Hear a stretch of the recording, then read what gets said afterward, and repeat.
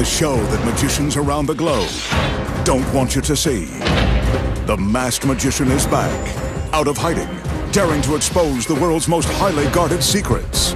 You'll find out how they perform amazing appearances, death-defying escapes, baffling levitations, astounding vanishes, mind-blowing sleight of hand, and impossible illusions. No magician is too famous. No trick too big. No secret too sacred. The magician's code will be forever broken on magic's biggest secrets finally revealed.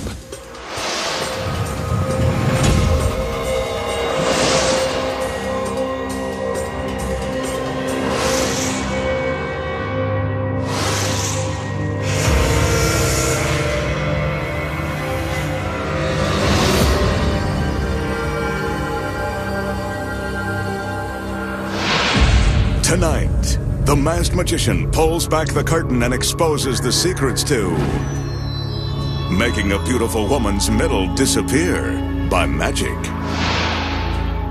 the mystery of Houdini's legendary steamer trunk, conjuring spirits from another world,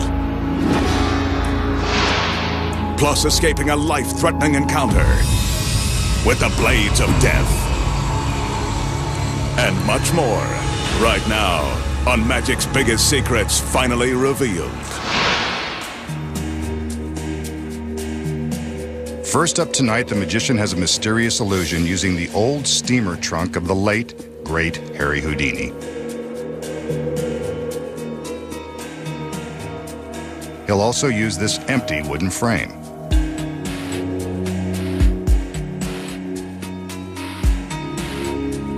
We can see through it. And we can see that it's hinged along one side to form a sturdy support.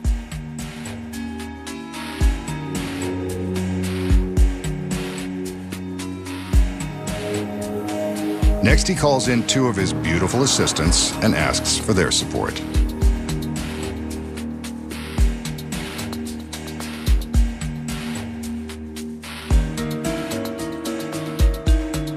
They pick up a heavy wooden triangle that fits securely on the frame. Once it's in place, the triangle and frame form a low table. Thanks for the heavy lifting, girls. Your work here is done. For now. Now for Houdini's trunk.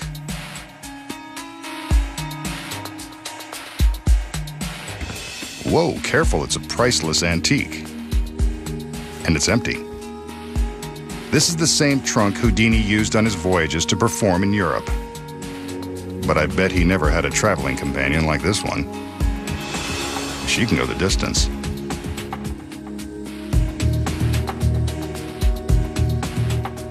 The magician asks her to step into the trunk. Remarkably, she does. I wish he'd tell us that secret.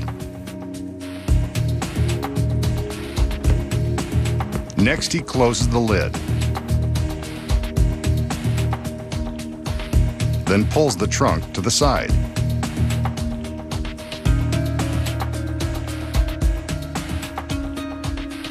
Now he uses the trunk to step up onto the table. Houdini probably wouldn't be too pleased about that.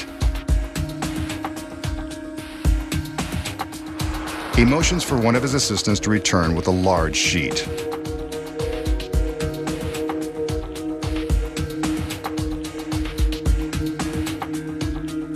The magician opens the sheet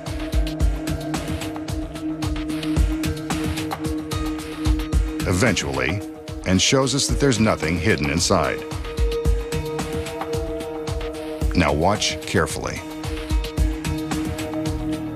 He holds the sheet in front of him and slowly raises it up. He lowers the sheet to prove he's still there. He raises the sheet again, and when he lowers it, he's not alone. It's the girl from the trunk, in case you didn't recognize her.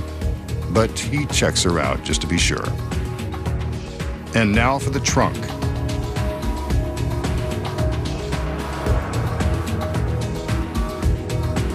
One of the other assistants returns and opens it.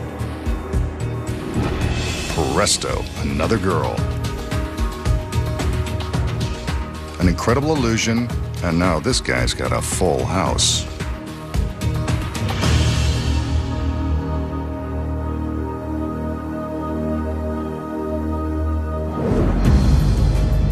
So how did the magician make one assistant disappear from Houdini's steamer trunk,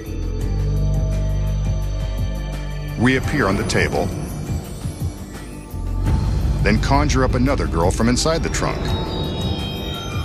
Here are the secrets.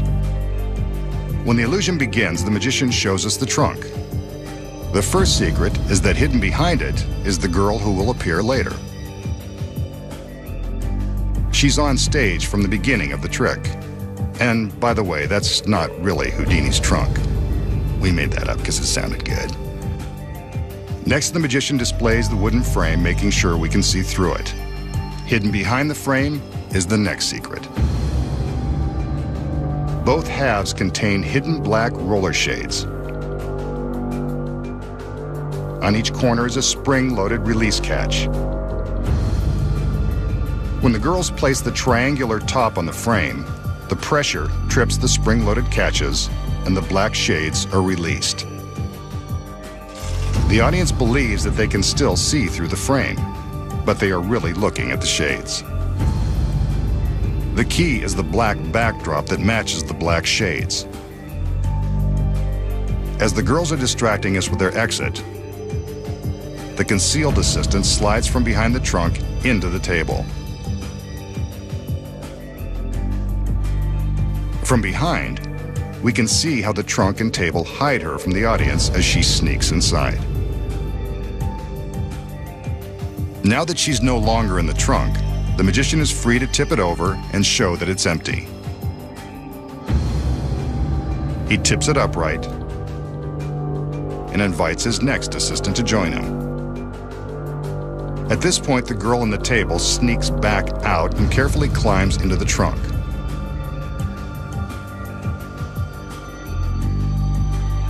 From this angle, we can see how difficult it is for her to switch locations without being seen while climbing up and over the side of the open trunk. Next, the magician invites his new assistant to climb into the trunk. There's a secret here, too. She merely lifts her legs high, creating the illusion that she is climbing in, while really stepping behind the trunk and sinking to the floor. From behind, we can see how convincingly she mimes stepping inside the trunk. Now it's her turn to slide into the table. Yes. The magician slides the trunk away with the concealed girl inside. Next, the magician appears to teleport his assistant from the trunk to the table. He raises the sheet, and there she is. But how did she get there? She waits for the magician to raise the sheet the first time and climbs up onto the table and through his legs.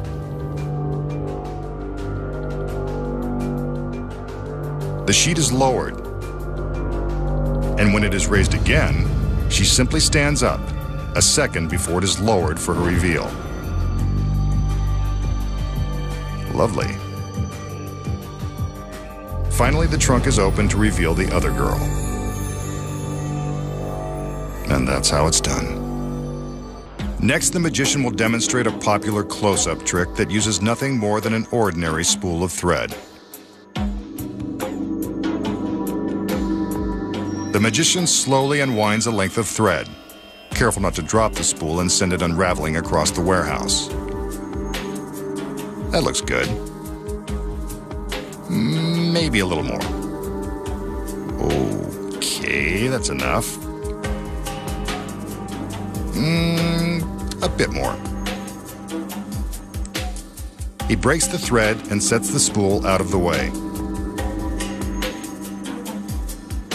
As we can see, this length of thread is solid and unbroken.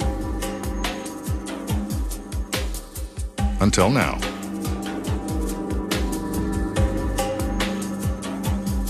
He breaks the thread into several short pieces.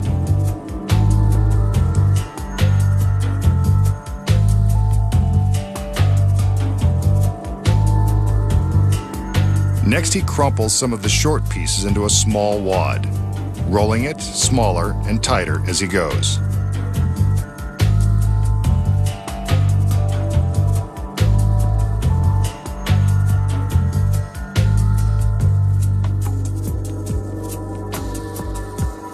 Happy with his little wad, he takes it and attaches it to the remaining short piece.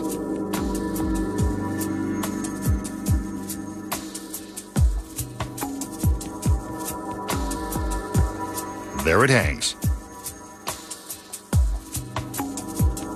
Some magic and presto! The wad begins to unravel. The short pieces have been restored into one long piece of thread. Okay, Masked Man, don't string us along. Show us how you did it. So, how did the magician turn the short pieces of thread back into one long piece? Here are the secrets. Before the trick began, the magician unravels double the amount of thread needed for the trick. He then winds the thread carefully into a small ball, mindful not to get any unwanted knots.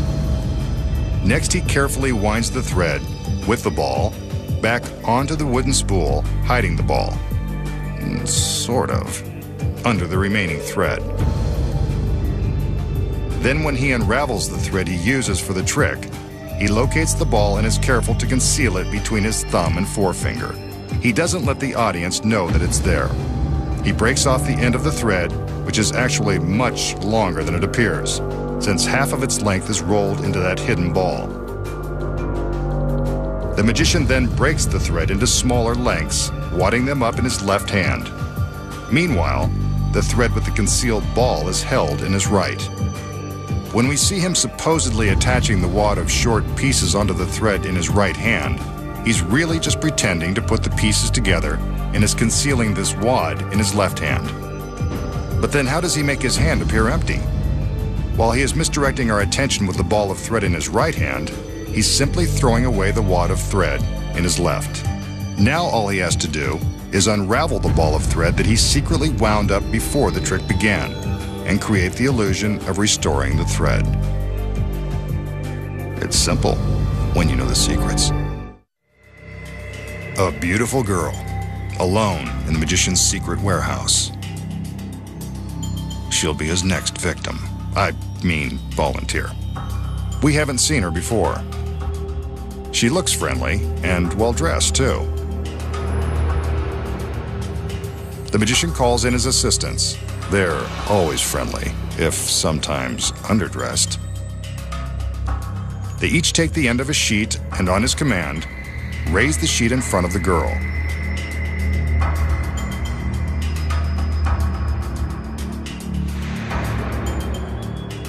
The magician lifts the sheet to prove that she's still there.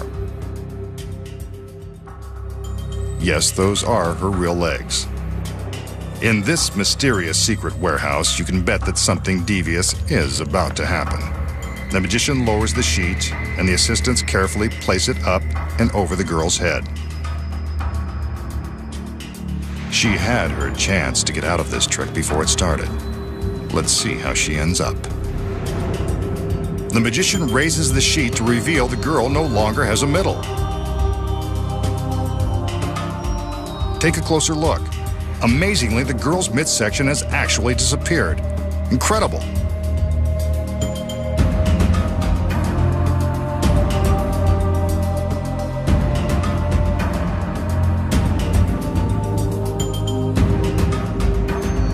And she's still smiling.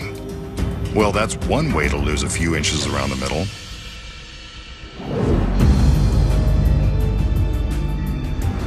So, how does the magician remove the lady's midsection while her head and legs remain visible for all the world to see? Here are the secrets. When the illusion begins, the magician meets the overdressed girl who is standing in one spot. The fact that she's wearing this curious costume and that she never moves is a clue that something is up. The first secret is hidden in the long skirt, this sturdy wire frame which holds the skirt in place. When the sheet is lifted in front of the girl, she just sneaks out of the back and sinks down behind it. With the skirt removed from the frame, we can see her sit down. The next secret is that there is a false panel in the wall. A stagehand behind the wall removes the panel so the girl can lie back and out of sight. Then, a matching panel with a small cutout for her body is replaced, making the wall look solid. This allows her legs to be in view of the audience, while her body has vanished. But what about her head and the rest of her upper body? The secret here is that the magician has employed identical twins. Before the trick begins, the second girl is positioned behind the wall on this rolling platform. The cinder blocks on the back of the platform are critical to keep it from tipping over. While the first girl is busy reclining into the fake wall, a second false panel is removed, allowing her identical twin sister to be rolled out into place. This is the girl who gets the sheet draped over her head. The cinder blocks are crucial to ensure that the platform's center of gravity remains behind the wall, allowing the girl to safely ride out beyond the wall without tipping over, ruining the trick, her sister, and herself. Another false panel with a cutout conceals the larger hole in the wall. You might have noticed the girl's unusual posture. This is because she's got to lift her head and upper body at an awkward angle to make it look like she's standing. The magician carefully arranges the sheet over her head and shoulders in an attempt to hide the uncomfortable position. The bulky costume hangs down to hide the underside of the rolling platform. The audience believes they are seeing one girl with no middle, but you know the secrets. Before the magician begins his next trick, we should remind you that he is a professional and that it's never a good idea to play with fire. He'll use the flame from this ordinary candle. Watch the flame. The magician transfers it from the candle to his thumb.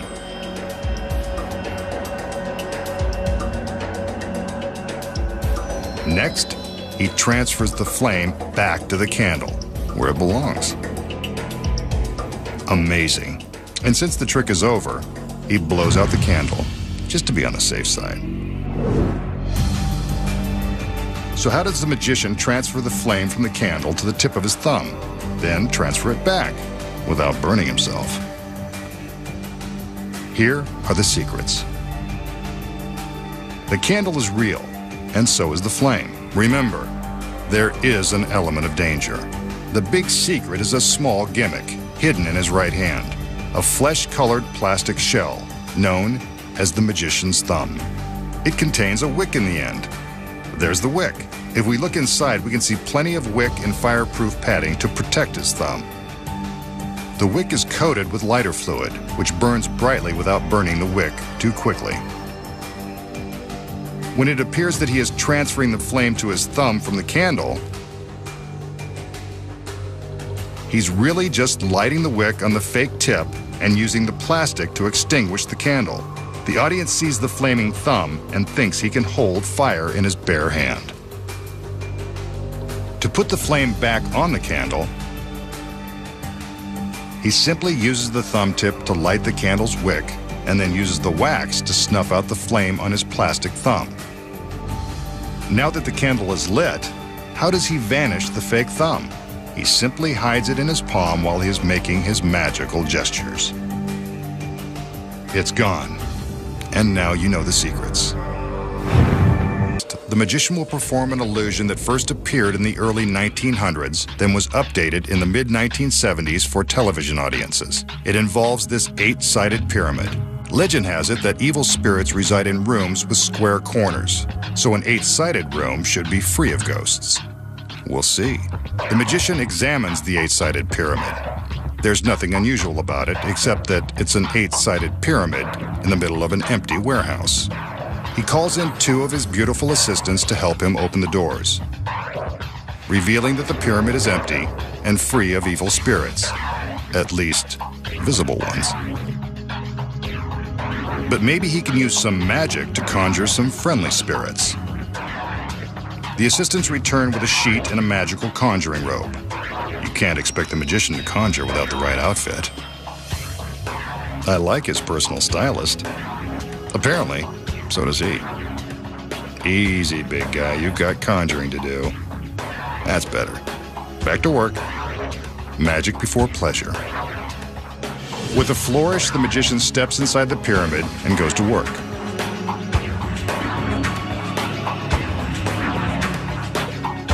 He takes the sheet from his assistant and holds it over the opening. If he can catch a spirit trying to escape from the 8-sided contraption, this is the best place to do it. He gets ready, then raises the sheet. And what's this? He's got a little movement beneath the sheet. Good for him. Looks like he's got a live one.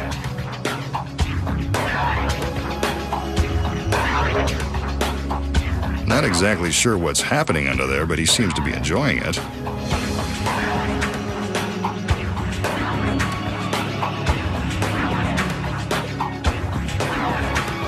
Let's see if he can catch another one.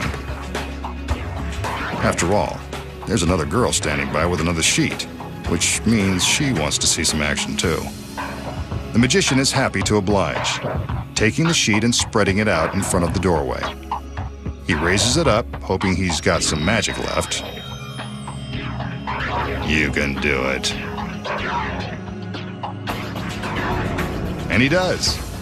More jumping under the sheet. This one is even livelier than the first.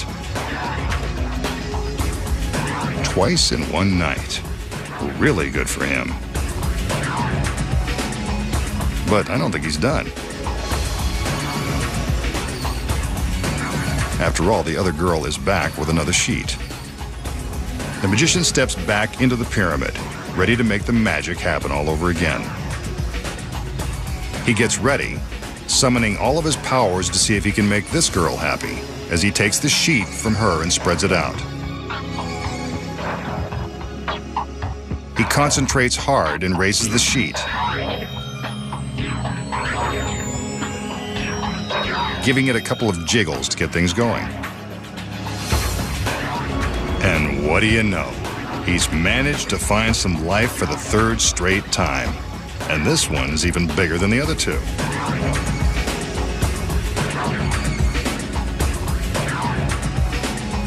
I have to hand it to the masked magician, but he's had enough.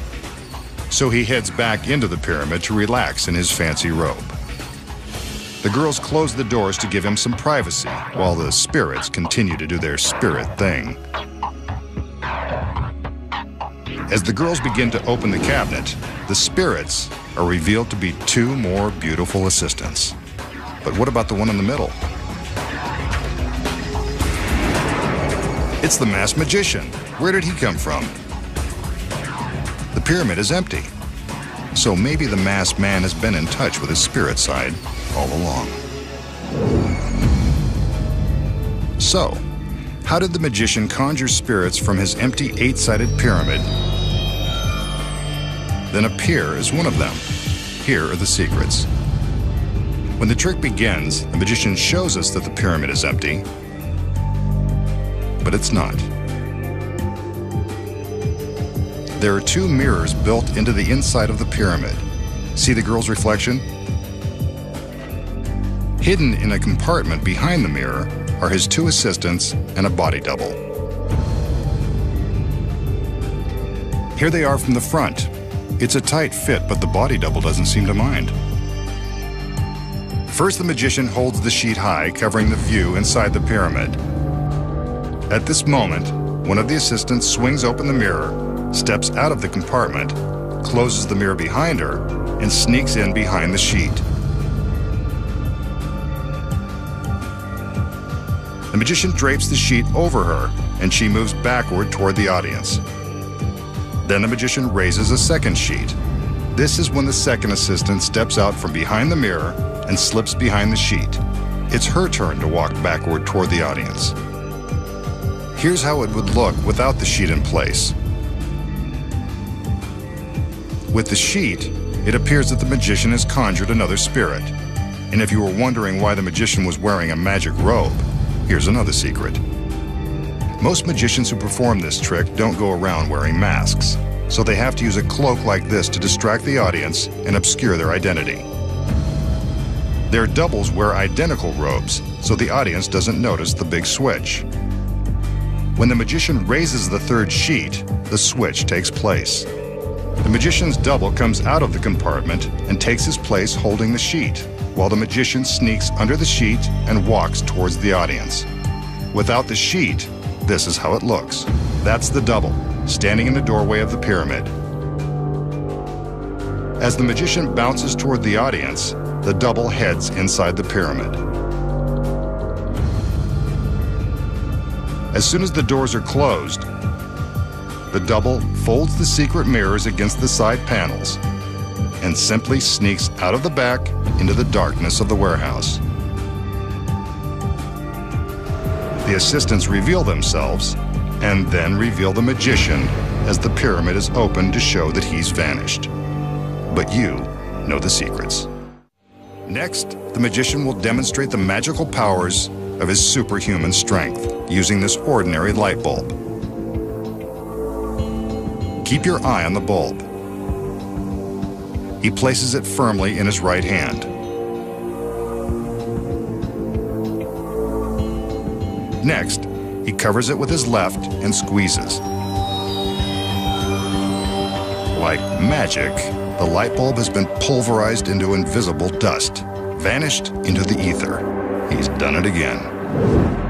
So how did the magician make an ordinary light bulb disappear without a trace? Here are the secrets. First, concealed in his right hand is a retractable cord that goes inside his jacket to a spring-loaded key ring on his belt.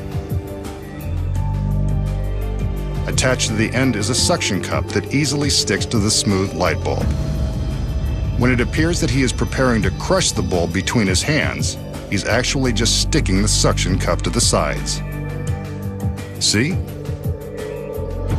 Now when he pretends to pulverize the bulb into nothing, he's really just hiding it in his hand so we don't see it being pulled away by the retractable line. He then makes some mystical waves of his hand, and it appears the bulb has vanished. But now you know where it went.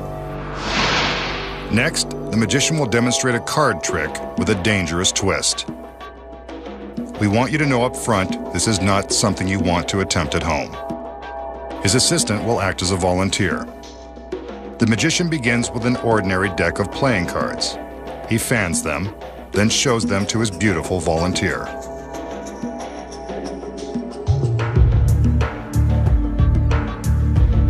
Next, he invites her to pick a card at random and write a name across the face.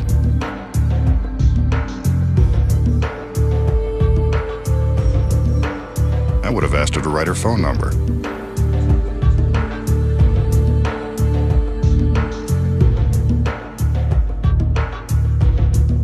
Wow, nice penmanship.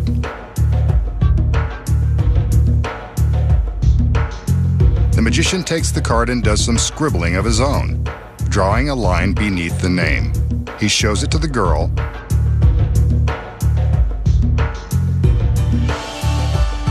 and now he begins to shuffle the cards to bury her cards somewhere inside the deck. He offers the cards to her as he removes a very imposing samurai sword from its scabbard. This sword is very real, very sharp, and is what makes this trick so dangerous.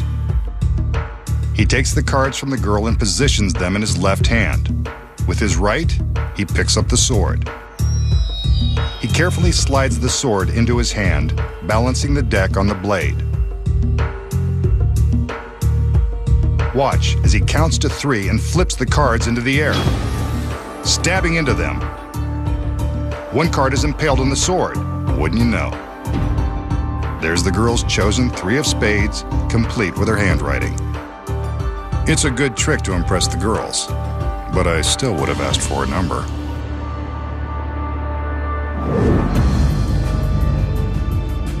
How did the magician find the chosen card with the razor-sharp blade of his samurai sword? Here are the secrets. He begins by showing his volunteer an ordinary deck of cards. She makes a genuinely random selection and writes a name across the face as instructed. they place it back on the deck. And the magician takes his pen and underlines the name. The first secret is that the pen contains a concealed razor blade. Cool. When he underlines the name, he's really slicing a slit in the card. There it is.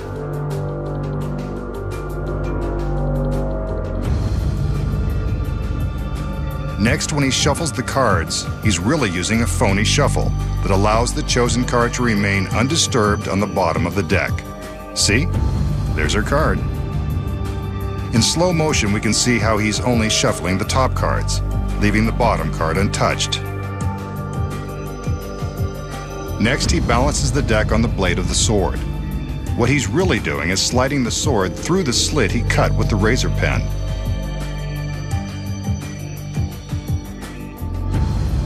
He throws the cards in the air, and amazingly, the chosen card appears to have been impaled. Even in slow motion, we can see that the flurry of cards creates enough of a diversion to hide the one card that's already been speared by the sword. If we switch to another angle and freeze the picture, we can see that the card is pierced by the sword the entire time. Stabbing a card by magic is easy. Once, you know. Next, the magician attempts a perilous escape. Will he make it out alive before he's sliced to ribbons by the rotating blades of death? For his last illusion tonight, the magician will take on one of the most death-defying escapes ever attempted. Remember, never try to duplicate any of the magician's tricks at home. This is a very perilous stunt that our world-class professional has been practicing for months. As we can see, giant steel blades provide the danger in this illusion. This triangular-shaped box will provide the magician's prison.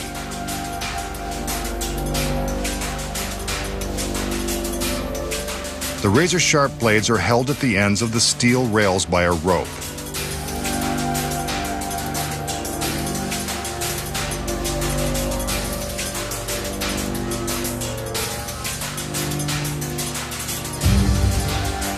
Inside the box is a beautiful assistant, but she'd be crazy to stay inside because that box is directly in the path of those terrifying blades.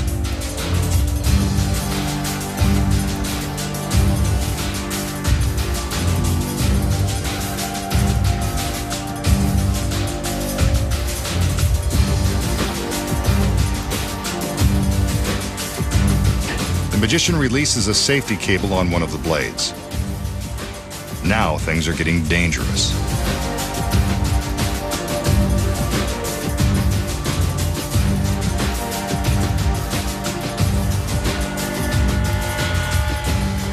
Next, he crosses over to release the cable on the other blade.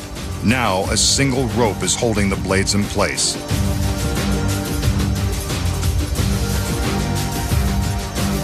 Again, do not attempt anything like this at home.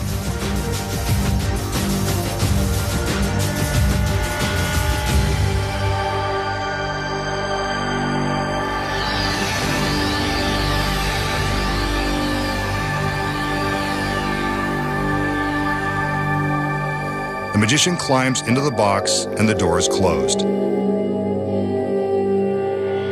His assistants secure his hands on the outside of the box. His wrists are locked with heavy chains and bulletproof locks. With his hands shackled on either side of the box, the magician has no way to reach the chains or pick the locks. His goal will be to escape before the blades travel down the rails and into the box, slicing him to ribbons.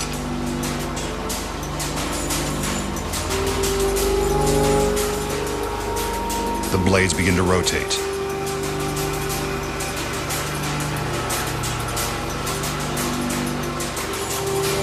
He struggles with the chains. Better hurry, those blades won't wait. Next, the other assistant returns with a torch. She uses the torch to set fire to the rope.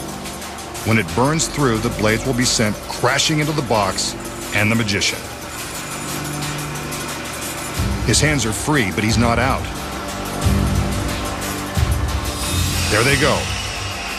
They slammed into the box, and he didn't get out in time. They're still spinning. All hope of escape is now lost.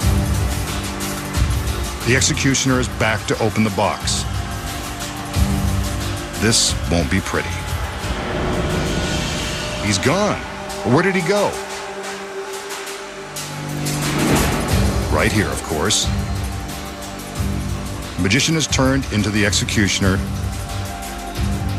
safe and sound, with his beautiful girls by his side. How did he do it? Here are the secrets. At the start of the illusion, the magician reveals an assistant inside the triangular box.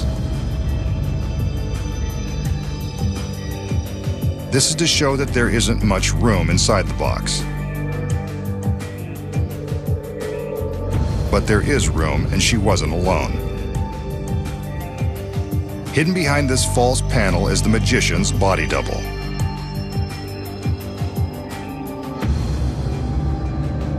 He's in place before the magician ever steps inside.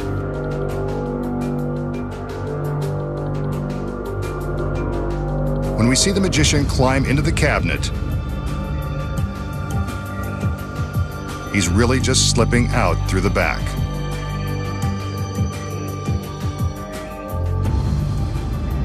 From behind, we can see him sneak out, leaving his double inside. The double then slides back to replace the magician, and it's his hand we see being shackled and chained. Next, the double flips a switch to activate the blades. Then his other hand is locked in place, and the audience thinks the magician is secured in the cabinet and struggling to escape. Meanwhile, the magician is being wheeled off stage inside the staircase the assistants used to reach the top of the box. With the spinning blades and flaming torches, the audience doesn't even notice that the girls are taking the staircase off stage. Next, the executioner enters to light the rope and add some danger. Off stage, the magician is slipping into an identical executioner's robe. Now, while the rope is burning, we see the double slip out of the manacles. But how? He simply slides his hands out of the chains and into the box because the chains have been rigged. The metal frame that holds the chains contains a spring-loaded pulley, which allows him to slide the chains out, releasing enough slack to slip his hands through. The audience thinks they see the flames burn through the rope, sending the blades into the box. But inside, it's really the double pulling a ripcord and releasing the blades. The burning rope is just for dramatic effect. But how does the double escape being sliced to shreds by the blades? With the front of the box open, we can see that the blades are carefully positioned to enter the front half of the box.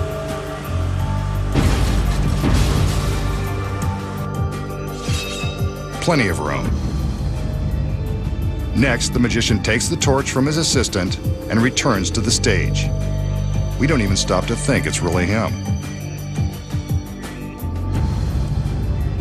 He opens the box to reveal the blades, and we can't see the double behind the false panel. He removes the cloak and reveals himself as the executioner. He may have fooled you once, but he won't fool you with this one again, now that you know the secrets. Next time, the masked magician returns to reveal more of magic's biggest secrets.